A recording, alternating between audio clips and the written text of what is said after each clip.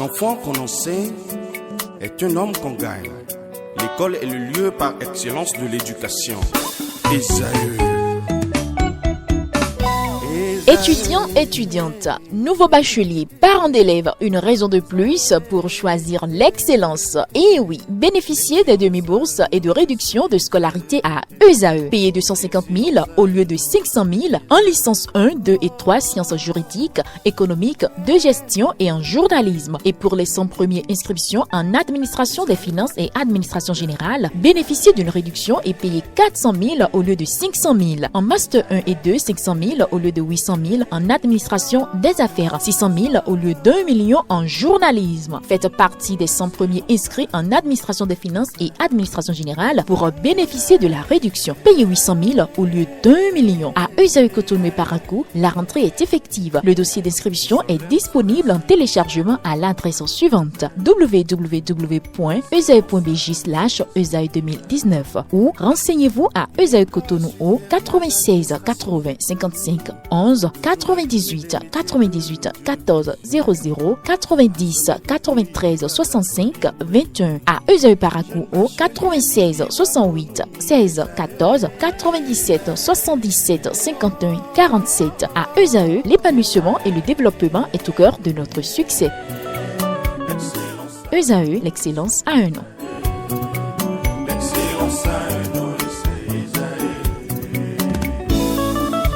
La rumba, c'est la musique des sages.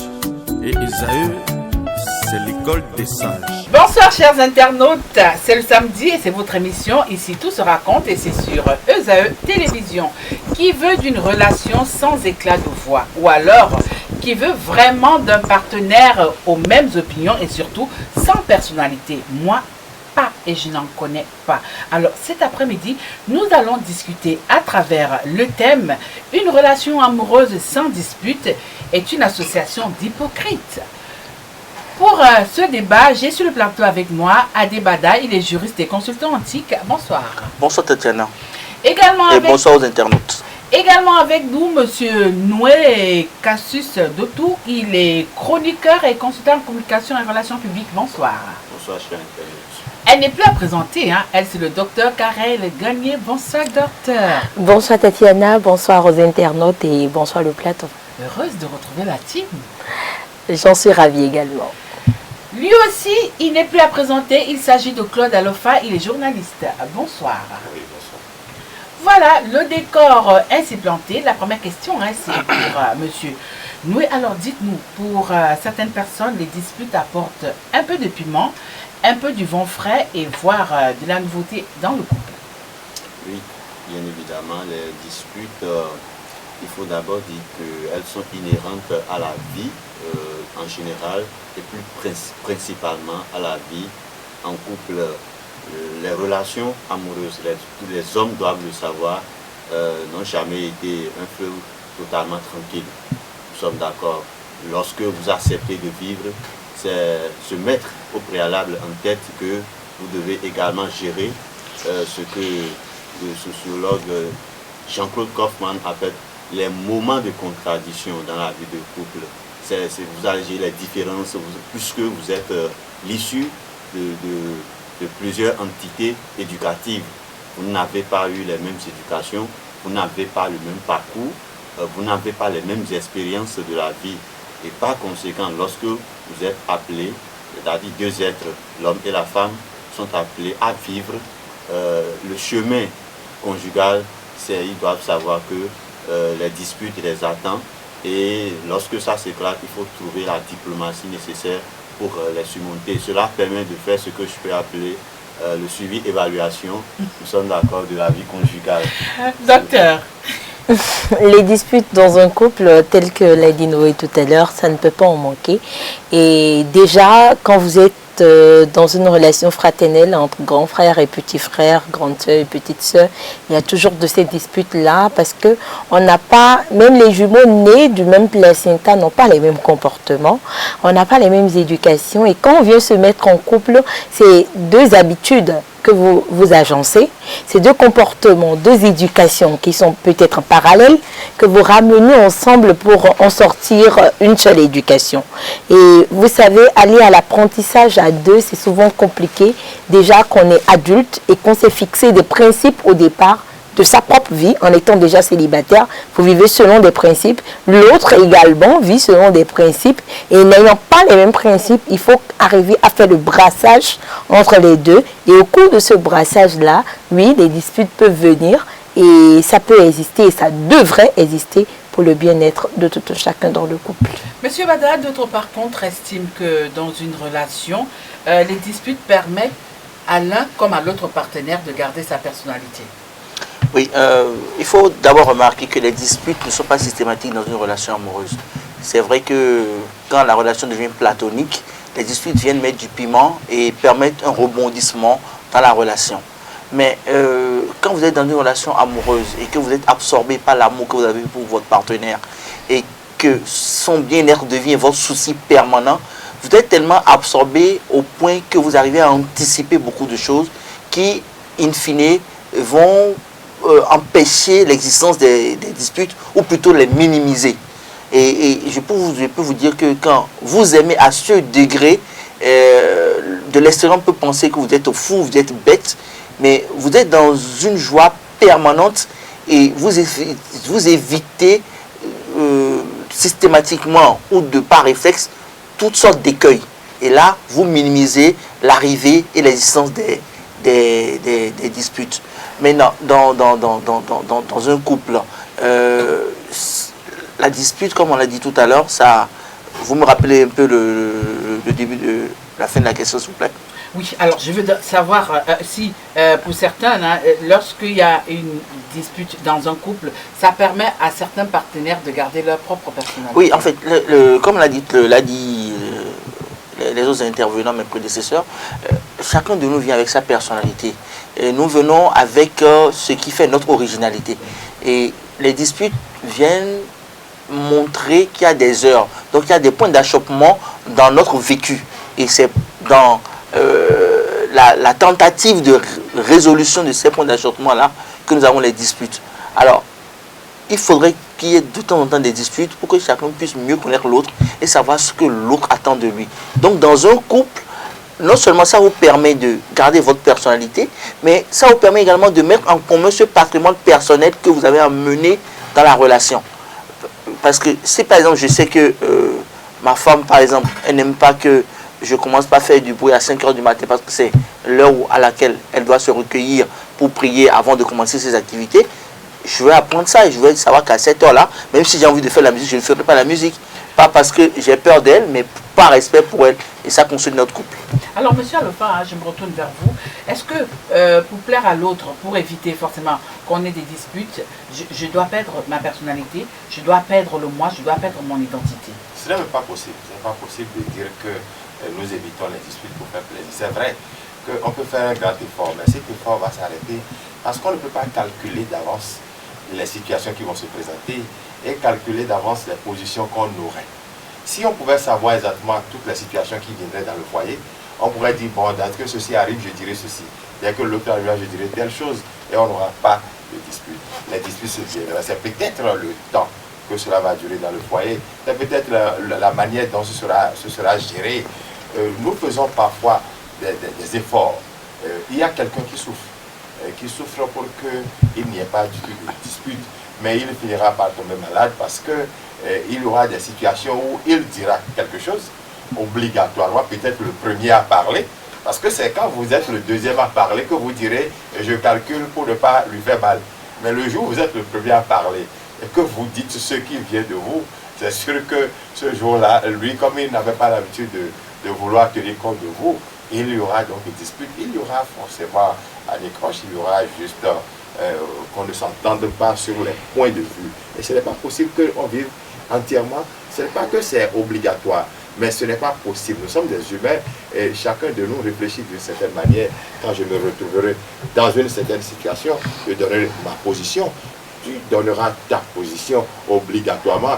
Et mieux, je peux mal comprendre ta position, même si tu as envie de maintenir la fraîcheur, la paix, ta position qui est la paix, peut m'amener à dire non, ce n'est pas évident que c'est la paix que tu veux, peut-être que tu es en train de me taquiner. Et donc, je ne vois pas du tout comment est-ce qu'on peut vivre, bon, à moins qu'on écoute la longueur de cette relation amoureuse, qu'on la finisse très tôt. Sinon, tant qu'on est ensemble, il y aura toujours des possibilités de dire de ne pas s'entendre. Oui, nous, c'est vrai que comme il le dit, hein, tant qu'on est ensemble, il y a toujours la possibilité d'avoir des conflits. Et c'est vrai aussi que lorsqu'on accepte d'être en couple, c'est accepter également d'affronter des conflits. Mais nous avons ces sociétés, si nous prenons par exemple le cas des sociétés orientales. Dans ces sociétés-là, on sait la place qu'on réserve à la femme. Est-ce que c'est facile dans ce genre de société d'entendre des éclats de voix? Dans les sociétés orientales, vous parlez de cette civilisation-là où les femmes ne sont pas forcément considérées au même degré. Nous sommes d'accord que les hommes, où sa voix n'est pas totalement appréciée à la même considération que justement celle de l'homme. Ceci étant, cela ne voudra pas forcément effacer l'analyse selon laquelle les disputes ne peuvent pas éclater dans un couple oriental. Peut-être que dehors, on fait le théâtre de montrer que c'est un couple parfait, c'est un couple sans secousse, c'est une relation imperturbable. Oui, mais vous croyez qu'à l'intérieur du foyer, la femme a voix au chapitre? Pourquoi pas? La femme a voix au chapitre parce que, écoutez, les gardiens des traditions sociétales ne suivent pas les deux partenaires dans leur couple intrinsèque, dans l'intimité de leur couple, dans leur vie intime. Non, si la femme constate que, écoutez, nous sommes sortis aujourd'hui et que mon mariage a fait où il y a un antécédent qu'elle n'a pas apprécié, pas docilité et respect aux traditions, elle peut se taire et arriver à la maison, peut-être au lit, trouver le moyen nécessaire. Ça, c'est la voie de recours pacifique. De dire que aujourd'hui, nous sommes d'accord. Parce qu'il y a d'autres voies. Il y a d'autres voies. Par exemple, il y en a qui s'éclatent. Il y en a qui n'arrivent pas à contenir les frustrations. Tout de suite, sur la place publique, elle peut tenter de l'exprimer par un regard insupportable. Elle peut tenter de l'exprimer par un refus gestuel. Nous sommes d'accord pour manifester justement une malcompréhension, une mésentente. Mais il y en a également qui savent bien trouver la diplomatie nécessaire pour pouvoir gérer ça, pour montrer que voilà, je suis une femme d'une civilisation donnée, je fais honneur à mon éducation, je fais honneur à ma tradition. Est-ce que dans un couple, docteur, le silence de la femme, le silence subi de la femme peut être une arme? Vous savez, que ce soit avec la femme ou l'homme, le silence a toujours été une arme communicationnelle parce que déjà, il y a un monsieur qui a l'habitude de me dire, il dit, pour éviter une dispute dans un foyer, les disputes viendront tous les jours. Mais c'est 20 secondes de concentration, de domination sur soi-même qui sauvent les disputes qui peuvent éclater et amener même la discorde dans un foyer. Ces 20 secondes-là, il faut de la sagesse pour l'avoir, il faut de l'intelligence, il faut de l'habileté pour l'avoir. Et c'est ça parfois que certaines personnes préfèrent le passer sous le ton du silence. Le ton du silence, pas parce qu'on est bête, pas parce qu'on ne sait pas parler, mais parce qu'on trouve que le moment n'est pas opportun pour dire ce qu'on a à dire. Donc, je dirais oui, le silence de la femme est une arme dans le foyer, comme le silence de l'homme également est une arme dans le foyer. Cela dépend du contexte dans lequel on se retrouve. Si une femme qui se retrouve en face d'un homme qui peut-être la titille ou qui la moleste ou qui pose des actes qui doivent l'inciter à une réaction négative ou à une colère qu'elle doit extérioriser et que cette femme-là se retrouve dans la position du je ne dis rien, de la silencieuse, vous allez voir que tout de suite, ça ramène une remise en cause au niveau de l'homme, ça ramène des questionnements au niveau de l'homme parce que dès cet instant, que ce soit l'homme ou la femme, le partenaire en face n'arrive pas à décrire, à savoir le sentiment X qui se retrouve dans le cœur ou dans la réflexion de son partenaire ou de son conjoint ou de sa conjointe. Donc le silence, que ce soit avec la femme ou avec l'homme, c'est l'arme idéale parfois face à la dispute ou face aux disputes dans les couples. Mais ça ne veut pas dire parce qu'on est silencieux, les disputes ne vont pas exister, non. Mais c'est un silence qui doit donner lieu plus tard à une discussion. Sinon que le bas va toujours demeurer. Alors, Monsieur Bada, à côté de ça, nous avons des couples qui se la coulent douce, hein, sans dispute, sans tintamarre. Oui, Déjà, est-ce que ça existe, ça? Des couples qui se la coulent douce, hein, sans tintamarre. Monsieur, c'est chéri, madame, c'est lui mon cœur et tout. oui, tout à l'heure, on a parlé de ce que c'est la rencontre de deux individus, de deux personnalités, de deux éducations, venues d'horizons divers. Et cette rencontre ne peut pas donner lieu à une paix de tous les jours. Il faut forcément qu'il y ait une confrontation pour qu'on puisse mieux se connaître. Bon, mais soit dit en passant, vous pouvez trouver des couples paisibles, mais pas à 100%. C'est ce que je disais tout à l'heure. Ça dépend aussi du degré de sentiment et de la façon dont vous vivez ce sentiment-là. Quand vous le vivez dans une certaine sorte de félicité permanente, vous pouvez également arriver à atténuer cette possibilité de dispute. Vous ne pouvez pas annuler. Il y a quand même de petites disputes qui vont toujours subsister. Et quand ça arrive, il faudrait pouvoir prendre de la hauteur pour faire comprendre son point de vue à l'autre. On n'a pas forcément besoin de se disputer pour se faire comprendre. Et si par exemple, j'ai observé ma compagne, je sais qu'elle a des principes ou qu'elle aime certaines choses, je vais anticiper. Hein, et tout se retrouve dans les actes et la manière d'être. Je donne juste un exemple. C'est son anniversaire. Peut-être que vous n'avez pas suffisamment de moyens comme vous l'aviez d'ordinaire, mais vous savez qu'elle aime quelque chose qui ne coûte pas cher. Vous pouvez acheter des babioles et ajouter cette chose-là. Vous savez, ça lui fera beaucoup plus plaisir que si vous aviez dépensé des millions parce qu'elle connaît votre situation du moment. Donc c'est une complicité, c'est une compréhension de tous les jours. Et tout à l'heure, Karen parlait du silence, mais je dis, chers téléspectateurs, téléspectatrices, le silence c'est aussi utile que dangereux. Il faudrait savoir l'utiliser. On peut prendre le silence pour tuer son partenaire. Parce que le fait de ne vous être pas exprimé, il va le mettre dans un état tel que la mort ne serait pas suffisante pour calmer son ressenti du moment. Dans le même temps, quand vous savez l'utiliser à petite dose, ça peut générer de bonnes choses et conduire des couples, être des couples paisibles. Alors, Monsieur Alpha, dites-nous un peu, est-ce que c'est pour cette raison-là qu'on va traiter ce genre de couple où il n'y a jamais des éclats de voix, qu'on va traiter ces genres de couples d'associations d'hypocrites? Oui, il faut dire que c'est une hypocrisie et c'est un choix. On peut choisir d'être hypocrite. On peut choisir de dire, bon, la société nous demande d'être hypocrite pour sauver les apparences. Mais comme je le disais tout à l'heure, même votre silence peut être interprété. Tout dépend de l'interprétation de la personne qui veut faire du bruit. La personne, peut-être parce que c'est l'épouse, parce qu'il est stressé, parce qu'il a une autre situation, parce que vous êtes sorti, que vous regardiez ailleurs. Et en regardant ailleurs, vous avez constaté quelque chose contre lequel vous avez peut-être renfroyé la mine. Mais en ce moment-là, lui, vous regardez et pense que c'est plutôt parce qu'il parlait que vous avez renfroyé la mine. Donc c'est une affaire d'interprétation. Mais on peut choisir et dire, bon, dans ce jeu, je reste la victime. Généralement, ce sont les femmes. Et je connais... Toujours. Oui, généralement, je connais ce couple-là de pasteurs.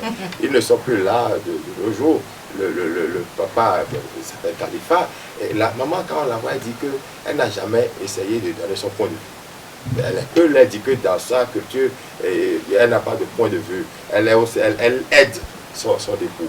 Mais le mari, quand on l'a raconté qu'il est pasteur, il a dit qu'il lui savait qu'il y a des fois où il a crié, il sait que ce qu'il a dit là, c'est mauvais. Et qu'il sait que sa femme s'est tue parce qu'elle est obligée de se taire. Autrement dit, il y a quelqu'un qui a supporté de tout le temps la difficulté et qui a voulu donc qu'il y ait la paix. Ça veut dire quoi? Que intérieurement, lorsqu'on les prend, chacun a souffert, du moins avait une dispute à l'interne, mais qui n'a pas pu exprimer Et donc, à l'extérieur, nous nous rendons compte que, bon, ce couple-là, il n'y a jamais rien, il y a problème, mais il y a un qui décide donc de souffrir pour que la paix de face soit maintenue partout devant les autres. Alors, docteur, dites-nous un peu, dans nos sociétés, nous avons ce genre de femmes aussi qui n'arrivent pas à parler directement à leur partenaire, à leur conjoint pour s'exprimer. Elles sont contraintes de rédiger des bouts de papier qu'elles mettent aux cheveux du lit. Si par exemple, elle veut dire à son mari que je veux des sous ou je veux ci pour aller chez la coiffeuse ou même pour aller au marché, elle rédige. Est-ce que ces couples-là, est-ce que ce genre de relations-là sont vraiment à l'abri des éclats de voix? À l'abri des éclats de voix, je dirais, je serais hybride, je dirais oui et je dirais non. En ce sens où, vous savez, ça dépend de comment le couple s'est éduqué quand ils se sont mis à deux. Généralement, si c'est les hommes qui disent...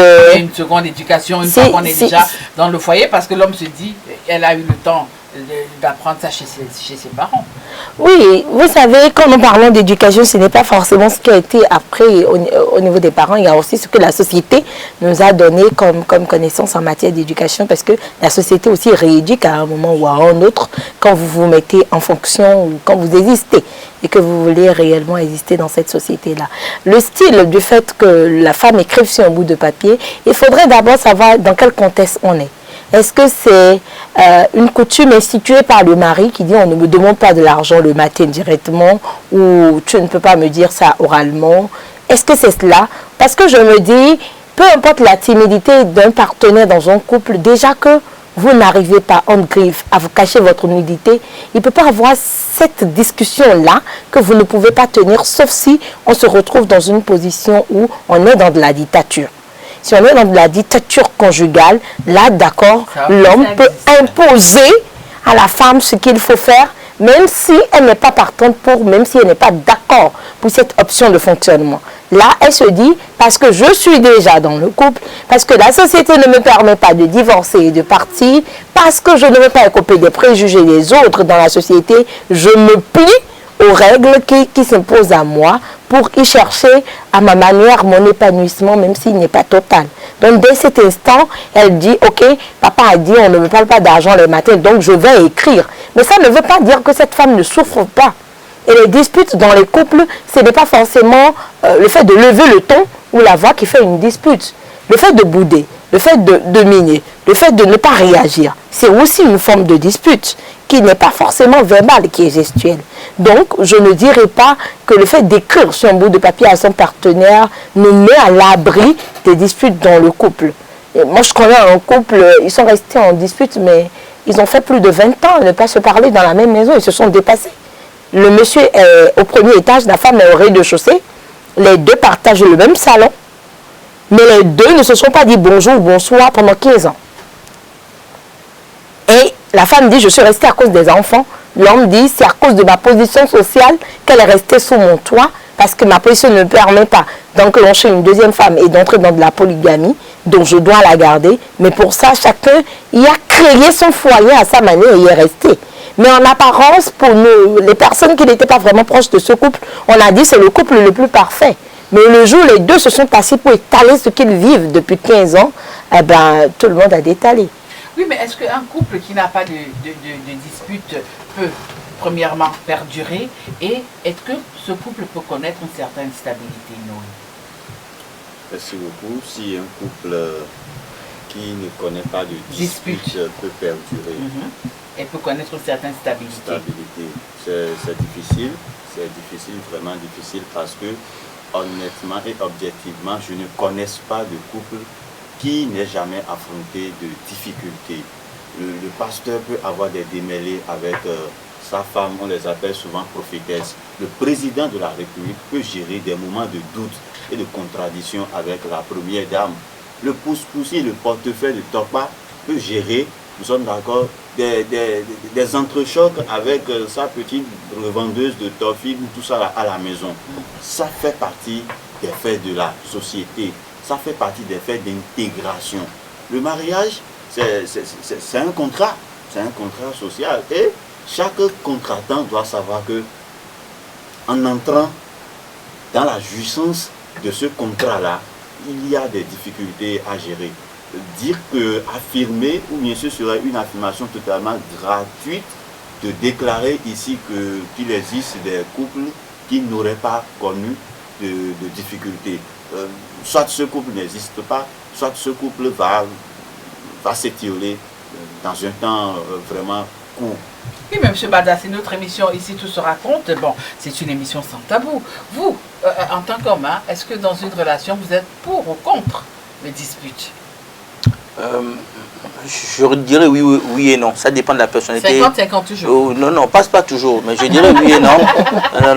Non, je dirais oui et non parce que en fonction de la personnalité de mon partenaire ou de ma chérie, je saurais comment réagir. Nous avons 4 types de personnes.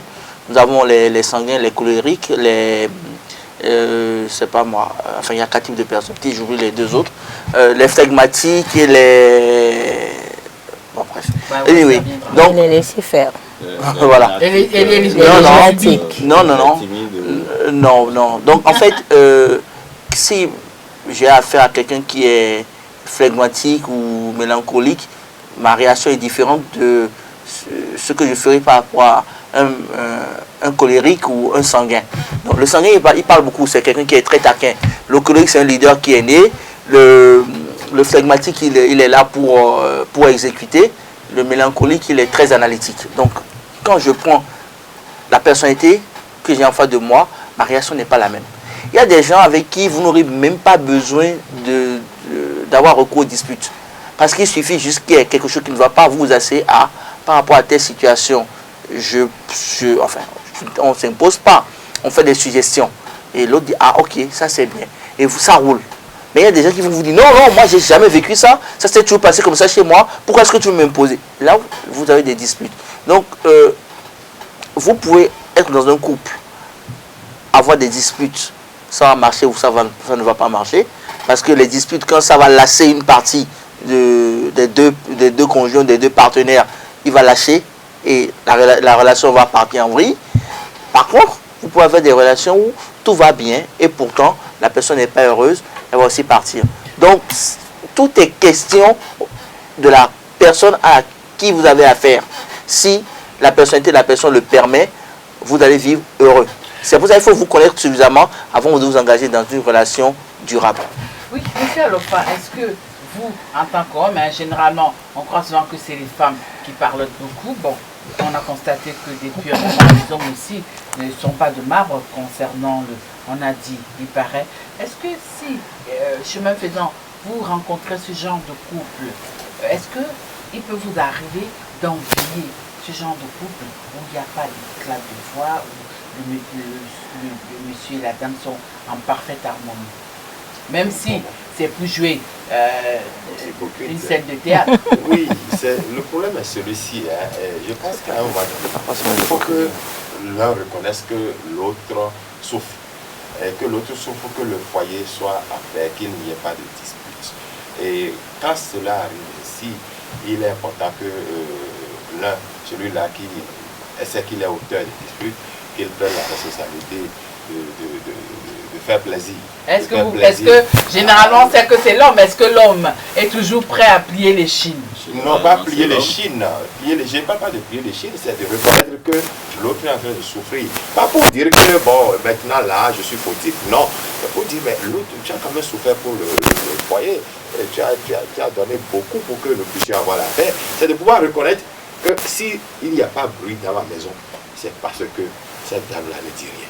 Non, s'il n'y a pas de bruit, voilà, s'il n'y a pas de bruit, bon, d'accord, si vous voulez, si, généralement, c'est normal que l'homme, non, c'est normal que l'homme puisse parler. Vous voyez, tel que nous sommes constitués, nos conditions physiques exigent de nous certaines réactions dans certaines situations. Oui, justement, en parlant de réaction, lorsqu'il y a dispute dans un couple, Monsieur Noé, peut-être, je peux me tromper, chers internautes, c'est toujours la femme qui tient l'olivier de la paix.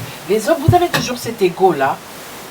Non, moi je dirais plutôt que c'est relatif. Est-ce que vous arrive de reconnaître vos torts face à votre conjointe, mais monsieur pourquoi Noé? pas? C'est une question de... Bah non, c'est pas parce que nous sommes devant les écrans. Non, je ne veux pas faire de l'impressionnisme, c'est une question d'abord d'humilité et d'éducation. Voilà. Et puis lorsque vous affirmez de go que c'est la femme qui est la faiseuse de paix dans un couple, c'est relatif. Ce n'est pas conventionnel, ce n'est pas une assertion qui est... accepter de cette façon. Si nous prenons parce qu'il existe des femmes qui sont de vraies animatrices de tintamarre dans un foyer. Hein. Et c'est reparti. Bien sûr. C'est du tam-tam ou du saxo? Parfois, quand il finit au service avant de revenir à la maison, il réfléchit. Malheureusement, j'en connais.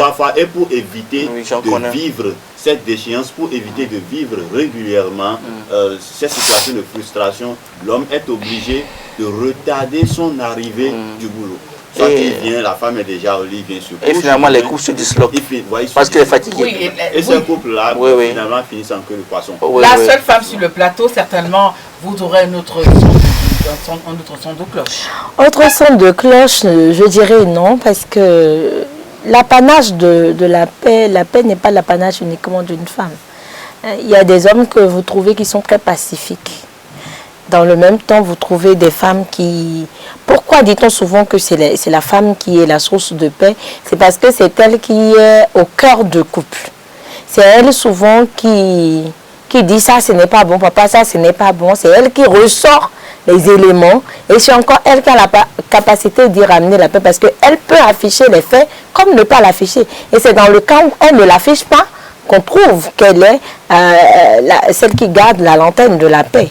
Mais dans le même temps, on rencontre des hommes qui sont des hommes qui n'aiment pas trop les disputes, qui n'aiment pas là où il y a les tensions et qui font tout pour qu'il y ait la paix. Quand je prends l'exemple de mon foyer, par exemple, je faire une parenthèse où je donne l'éloge à mon époux que sur des discussions données, il est celui qui garde le plus silence parce que quand il arrive des fois et je commence... C'est une véritable boule d'énergie. Non, ce n'est pas une véritable boule d'énergie, mais parfois, vous savez, les hommes, parfois ils ont des compréhensions.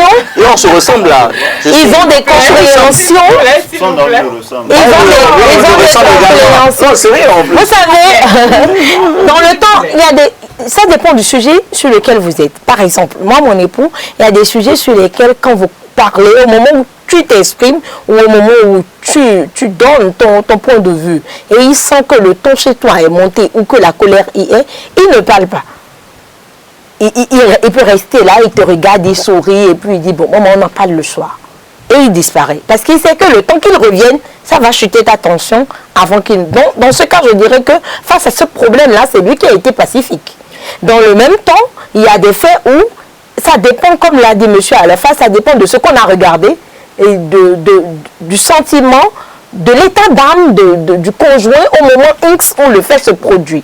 Où c'est lui qui s'alarme et je trouve qu'il faut qu'il patiente. Donc, les deux sont les faiseurs de paix, ça dépend du problème face auquel on se retrouve. Alors justement, vous allez garder la parole et ce sera à la fin, dernier tour de table. Une relation amoureuse sans dispute est une association de deux hypocrites. Est-ce que vous êtes d'avis? Pas forcément une association de deux hypocrites, mais n'empêche qu'il ne peut pas avoir une relation qui puisse exister sans dispute. Parce qu'on se jauge mieux par les disputes, on se comprend, on se connaît beaucoup plus et on arrive. Parce que quand vous avez, il y a un fait que vous cherchez à comprendre et qu'il n'y a pas de dispute autour, la dispute ce n'est pas forcément que vous allez au mains, vous bagarrez, non. Mais chacun expose son point de vue et c'est ça qui fait votre existence. Ça permet plus tard que le même fait n'arrive plus. Et cela donne une longévité en griffe à votre couple. S'il n'y a pas de dispute, c'est que vous n'êtes pas encore en couple, vous êtes en essai. Noé? Oui, je pense que on ne peut pas concevoir un couple sans discussion. Et cependant, je voudrais attirer l'attention des uns et des autres sur le fait que lorsque les discussions surviennent dans la vie d'un couple, il faut trouver les moyens nécessaires pour les gérer, pour les surpasser, parce que c'est bon pour la progéniture, étant donné que la famille est le premier maillon de socialisation et d'intégration de l'enfant, comme le disait Jean-Jacques Rousseau. Et donc, dispute, c'est bon, mais lorsque c'est régulier, ça devient le lit quotidien du couple, ça débouche sur un danger. Monsieur Alofa. Oui. Vous êtes forcément d'accord? Est-ce que c'est une association d'hypocrites? Oui, ça donne tous les... Et le foyer, il faut dire que c'est normal qu'il y ait de l'hypocrisie, qu'on ait envie de jouer à la façade. Je ne suis pas sûr que nous ayons une solution logique où tout marche et marche vraiment. Non, je crois qu'il n'y a pas une solution, il n'y a pas une vérité. Et à un moment donné, chacun se dit, bon, l'essentiel c'est que nous soyons ensemble. Et par rapport à cela, on fait la paix. Oui, lorsque vous n'avez pas du tout de dispute, vous êtes des hypocrites. Donc vous pouvez avoir choisi d'être hypocrite. Un peut choisir d'être l'hypocrite par excellence et donc de souffrir pour que le foyer, la victime du foyer, que l'amour reste. Dans tous les cas de figure, lorsqu'il y a amour, il y a quelqu'un qui souffre quand même. Monsieur Bada. Hypocrisie, absence de dispute, il n'y a pas d'égalité. Pour la simple raison que il y a des couples, surtout les couples de nos parents, nos grands-parents, au sein desquels, quand il y a dispute, c'est souvent dans la chambre. Les deux parents se retirent, se disent des quatre vérités, et reviennent comme si de rien n'était. Et l'enfant n'a jamais vu ses parents se disputer. Nous avons aussi des couples où les partenaires, quand l'un hausse le ton, l'autre se calme. Quand l'autre hausse le ton, le second se calme. Pas parce qu'ils sont en train d'être des hypocrites, mais parce qu'ils ont le souci de construire un foyer solide où règne l'amour et la paix. Personne n'a envie de vivre dans un milieu où il y a tout le temps de la guerre. Les disputes de temps en temps, c'est bon, mais trop souvent, c'est nocif. Et nous pouvons les éviter. Tout dépend de notre bon vouloir et de la vision que nous avons de la vie et des objectifs que nous voulons atteindre, surtout en ce qui concerne l'éducation et la socialisation de nos enfants. Chers internautes, c'est la fin de notre émission. Ici, tout se raconte de ce soir. Oui, les disputes dans le couple, oui, c'est très bon, parce que de temps en temps, ça permet de vérifier la fondation de notre maison appelée couple. Bonsoir chez vous. Au revoir.